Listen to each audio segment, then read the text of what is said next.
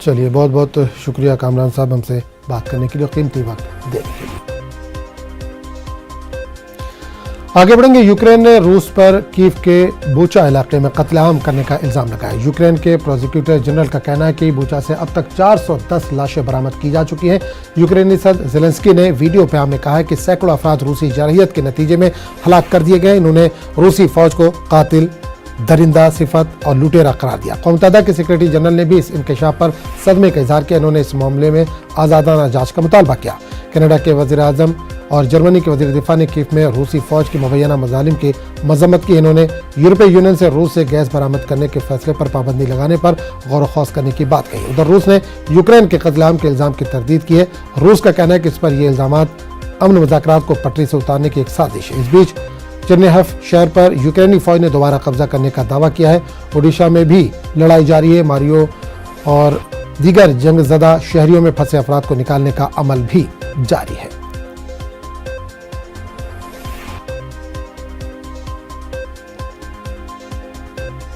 Президенти зазвичай не записують таких звернень, як це. Але сьогодні я повинен сказати саме так. Сказати після того, що відкрилося в Бучі та інших наших містах, звідки вигнали окупантів. Сотні вбитих людей. Закатованих, розстріляних, мирних людей. Тіла на вулицях, замінована територія, заміновані навіть тіла вбитих. Повсюди наслідки мародерства. На нашій землі побувало концентроване зло, вбивці, кати, гвалтівники, мародери, які називають себе армією і які заслуговують тільки на смерть після того, що вони зробили.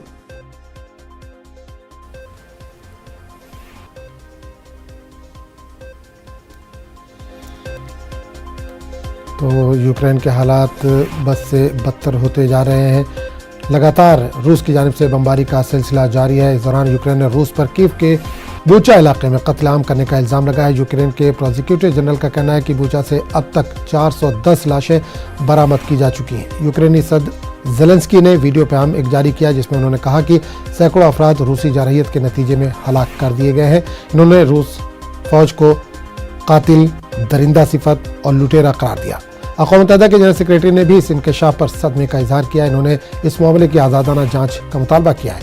Canada के वज़ीर आज़म, Germany के वज़ीर दिफा ने कैफ में रूसी फौज के मुबैना मज़ालिम की मजम्मत की। इन्होंने यूरोपीय यूनियन से रूस से गैस बरामद करने के फैसले पर पाबंदी लगाने पर गौर व खौस करने की भी बात कही। उधर रूस ने यूक्रेन के कत्लेआम के इल्ज़ाम की तरदीद की है। रूस का कहना है कि इस पर यह इल्ज़ाम अमन मुज़ाकरात को पटरी से उतारने की एक साजिश है। इस बीच चेर्निहिव शहर पर यूक्रेनी फौज ने दोबारा कब्जा करने का दावा किया। ओडिशा में भी लड़ाई जारी है। मारियोपोल और दीगर जंगज़दा शहरों में फंसे अफराद को निकालने का अमल भी जारी है। तो इस पूरे मामले पर बात करने के लिए हमारे साथ जुड़े हैं प्रोफेसर खालिद साहब। खालिद साहब, बहुत बहुत आपका इस्तकबाल है। जिस तरह रूस और यूक्रेन में जंग लगातार जारी है, अब इल्ज़ामात का सिलसिला जारी है, एक दूसरे पर इल्ज़ामात का सिलसिला शुरू हो गया है। जी हाँ, जी हाँ। देखिए, ऐसा है कि जो जंग है उसमें सबसे ज्यादा जो कैजुअलिटी होती है वो आम आदमी की होती है। और इस जंग में भी हम देख रहे हैं कि बजाय इसके कि मिलिट्री टारगेट्स जो हैं उनको निशाना बनाया जाए, आम लोग जो हैं वो भी निशाने की जद में आ रहे हैं। अभी पता चला है कि वहां पर मास ग्रेव्स जो है मिलने शुरू हो गई, जिसका मतलब ये है कि लोगों की जो आम शहरी है उसका काफी ज्यादा नुकसान इस बम्बारमेंट में हुआ है। शुरू से अमेरिका और नेटो के लोग कह रहे हैं कि पुतिन के ऊपर मुकदमा चलाए जाएं कि वो वार क्राइम्स किए हैं, और इस तरह से सामने आ रही हैं चीजें, उससे ऐसा लग रहा है कि वार क्राइम्स काफी हुए हैं। इंटरनेशनल कोर्ट ऑफ जस्टिस में भी ये मामला जो है वो, तो ऐसी सिचुएशन में मुझे लगता है कि आम शहरी, खासतौर पर जिस शहर में बहुत ज्यादा बम्बारमेंट रशिया की फोर्सेस ने की है, वहां पर आम शहरियों का बहुत नुकसान हुआ होगा, बहुत लोग मरे होंगे। और जिस तरह से लाशें नजर आ रही हैं और मीडिया भी दिखा रहा है, उससे ऐसा लगता है कि ह्यूमन राइट्स की वायलेशन बहुत जबरदस्त तरीके से हो रही है वहाँ पे। बिल्कुल। खालिद साहब, एक सवाल ये करना चाहूँगा, क्या रूस अब यहाँ से पीछे हटता नजर आ रहा है, क्योंकि कई शहर ऐसे जहाँ पर यूक्रेन ने दोबारा कब्जा कर लिया है? देखो कई ऐसी जगह हैं जहां पर रूस की सबसे बड़ी प्रॉब्लम यह है कि रूस ने अपनी फौजें लंबे जंग के लिए नहीं भेजी थी। उनको ऐसा लग रहा था कि कुछ दिनों में ये जंग खत्म हो जाएगी और हमारा कब्जा हो जाएगा, हम अपनी मर्जी की सरकार वहां पर बना लेंगे। लेकिन ऐसा नहीं हो पा रहा। रूस यूक्रेन की फौजें और यूक्रेन के जो शहरी हैं वो काफी ज्यादा रेजिस्टेंस दिखा रहे हैं और आम जनता, आम जो है लोग, वो आगे आकर के रूस की फौजों का मुखालफत कर रहे हैं। ऐसी सिचुएशन में मुझे लगता है कि ये जंग लंबी तो चली गई है और ज्यादा चलेगी और रूस की फौजें जो हैं वो अपने आप को पीछे हटाएंगी, रीपोजिशन करेंगी। लेकिन इस सिचुएशन में भी कुछ नहीं कहा जा सकता कि जंग कितनी देर तक चलेगी, क्योंकि कमक जो है वो नेटो फोर्सेस से आ रही है, मिलिट्री मदद आ रही है यूक्रेन को, और उधर रशिया की फौजें जो हैं वो एक तरह से डिमोरलाइज होती नजर आ रही हैं। तो ऐसे में लगता है कि रशिया की जहां जहां से फोर्सेस पीछे हटी हैं, खासतौर पर कीव से और दूसरी जगह से, जो वो दोबारा अपने आप को रीपोजिशन करेंगी। अगर हो सका तो अटैक करेंगे, अदरवाइज इस तरह के रशिया के बहुत से लोग, बहुत से फौजी जो हैं उनके कब्जे में भी आ गए हैं यूक्रेन की, और यूक्रेन की फौजें जो हैं वो पीछे हट रही हैं। तो मुझे लगता है कि रूस के लिए काफी मुश्किल का सामना करना पड़ रहा है इस लड़ाई को। बिल्कुल खालिद साहब, रूस की आवाम भी इस जंग के खिलाफ दिख रही है। कई जगह रूस में अलग अलग जगहों पर, अलग अलग शहरों से हमने खबरें देखी है जहाँ पर प्रोटेस्ट हो रहा है इस जंग के खिलाफ। जी, असल में ऐसा है कि रूस में रूस इस जंग के लिए, इतनी लंबी जंग के लिए तैयार कभी था ही नहीं। रूस के लोग जो हैं वो भी नहीं चाहते कि जंग जो है वो ज्यादा देर तक जारी रहे।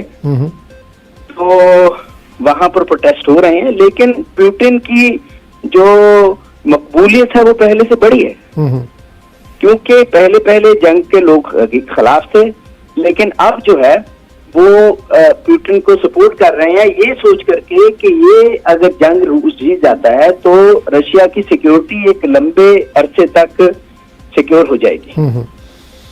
चलिए, बहुत बहुत शुक्रिया खालिद साहब हमसे बात करने के लिए। नाज़रीन, फिलहाल वक्त हो चला छोटे से ब्रेक का। ब्रेक के बाद फौरन हाजिर होते हैं।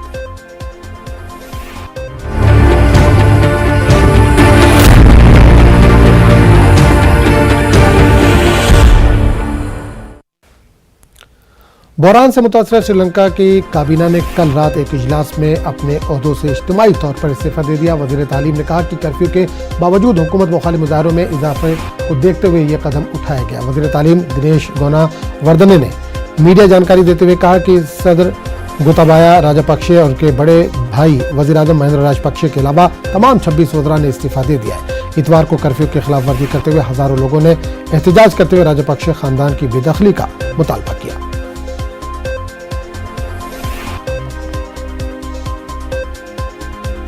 राजस्थान के करौली में शनिचर को दो फिरकों के बीच फूट पड़े तशद्दुद की आग अब धीरे धीरे ठंडी हो रही है। करौली में आज भी इंटरनेट खिदमत मुअत्तल रहेगी। सुबह 8 बजे से 10 बजे तक घर घर दूध और सब्जियों की सप्लाई इंतजामिया की जानिब से की जा रही है।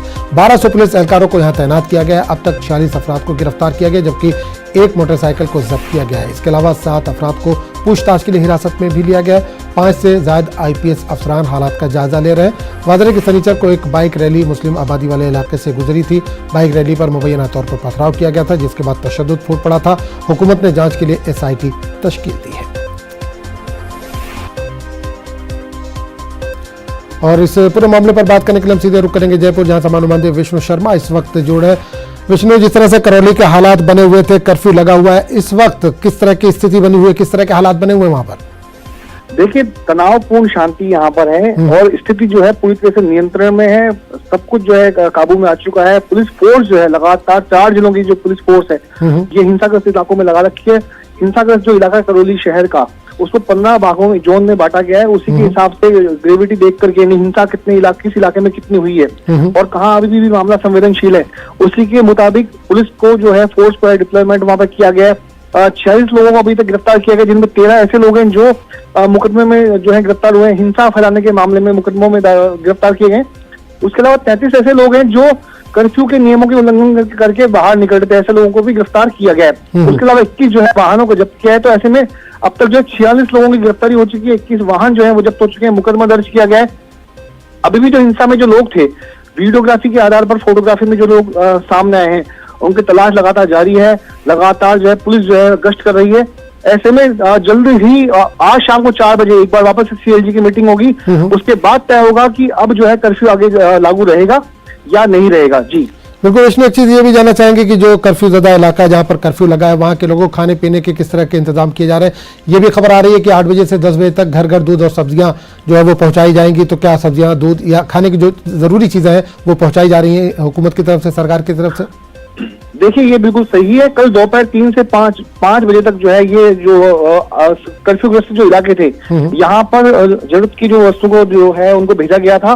डीएसओ जो है इस पूरे मामले की मॉनिटरिंग कर रहे हैं। कलेक्टर और आईजी ने निर्णय लिया कि जो लोग कर्फ्यू में फंस चुके हैं, क्योंकि देखिए ये जो है रोजे का वक्त है, रमजान इस समय चल रहे हैं, नवरात्र इस समय चल रहे हैं, इसी समय परीक्षाएं भी चल रही है, तो मतलब व्रत भी चल रहे हैं। हिंदू और मुस्लिम दोनों के जो है इस समय त्योहार है, व्रत है, उपवास है। ऐसे में अब चूंकि लोग अचानक से जो हिंसा हुई उसकी वजह से लोगों को घरों में रहना पड़ा, लोग पहले से इसके लिए तैयार नहीं थे।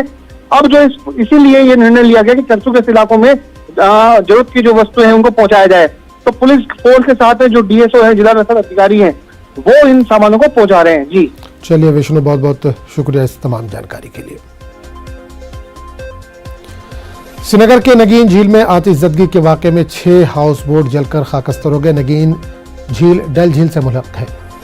दरहकीकत इसका एक हिस्सा है। आग एक हाउस बोट से निकली और मुल्का हाउस बोट तक पहुंच गई। किसी जानी नुकसान की कोई इत्तला नहीं। आखिरी इत्तला तक फायर फाइटर्स काम पर थे।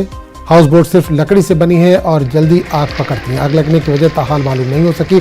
आतिशज़दगी का झील में ये तीसरा वाक़या है।